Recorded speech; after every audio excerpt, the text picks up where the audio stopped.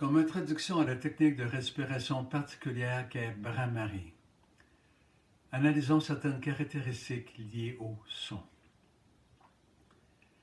Le son est avant tout porteur d'énergie.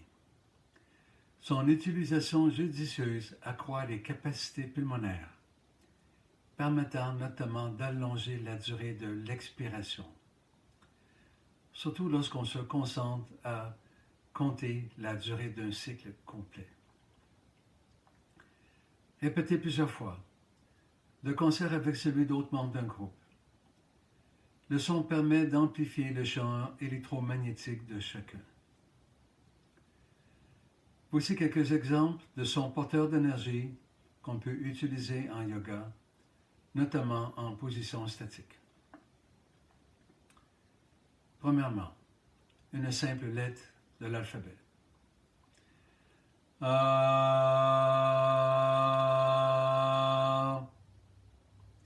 Ensuite, un mantra, soit un ou plusieurs mots, d'une ou de plusieurs syllabes, tels que le son utilisé souvent en début et en fin de session.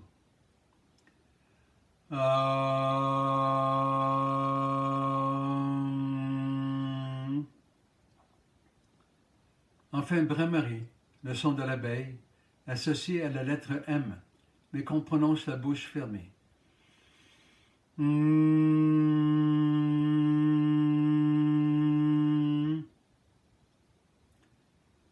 Voici comment se déroule une session autonome de Bhramari.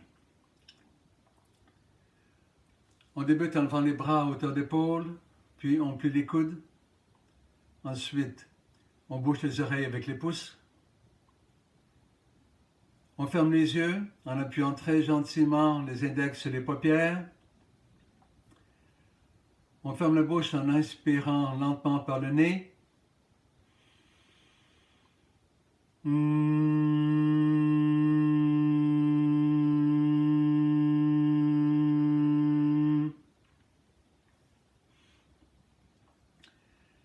Chaque respiration constitue un cycle. On suggère de débuter avec 7 ou 8 cycles, puis d'allonger graduellement la durée de chaque respiration. Pour ce qui est du rythme, on peut choisir soit une durée identique à l'inspiration et à l'expiration, soit le ratio 1-2, soit l'équivalent d'1 seconde à l'inspiration pour 2 secondes à l'expiration. Pour ce qui est du moment idéal de la pratique, on privilégie une période de calme propice à l'éveil de la sensibilité psychique. Ainsi, lors de mes sessions de yoga, j'aime bien terminer comme suit.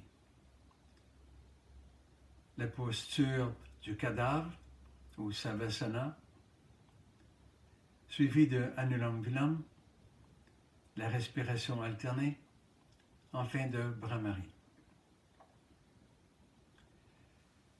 Terminons enfin sur un aspect unique de cette technique.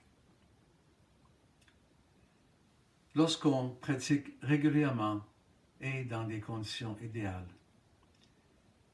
des formes et des couleurs apparaissent inévitablement sur notre écran intérieur. Ces visions, généralement brèves et dynamiques, varient d'une expérience à l'autre, quoique certaines peuvent revenir de façon épisodique. Il n'y a aucune signification particulière à associer à ces images, sinon la prise de conscience d'un état unique de créativité.